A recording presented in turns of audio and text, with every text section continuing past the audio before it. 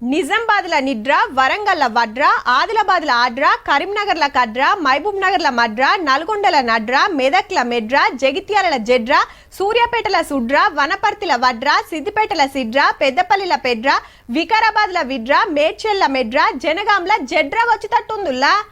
ఏం చెప్తున్నామో సంజైతలేదా? అయితే గీ వార్త చూడుర్రి మరి.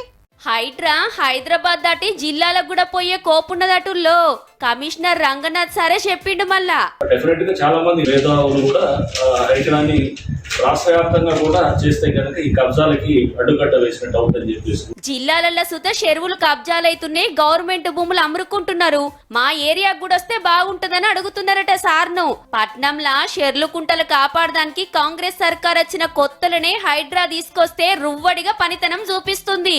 ఎంత పెద్దోళ్ళైనా సరే కబ్జా చేసిరని తెలిస్తే చాలు బుల్డోజర్లు దిగుడే కూలగొట్టుడే. మా ఏరియాలో భూములు మింగుతున్నారని కుద్దు ఆఫీస్ కి వచ్చి కంప్లైంట్ చేస్తున్నారు పబ్లిక్. ఇక ఇప్పటికీ 2000 ఎకరాలకు మీద చెరువులు, పార్కులు, సర్కారు భూములు కాపాడింది హైడ్రా. ఇప్పుడైతే ఔటర్ లోపలనే పనితనం చూపిస్తుంది గాని ఇక రేపు సర్కార్ ఆలోచన చేస్తే ఇక జిల్లాలలో కబ్జాలు చేస్తోళ్ళకు సుతా హైడ్రా పేరు చెప్తే అదురు ఊడుతుండొచ్చు పక్కా.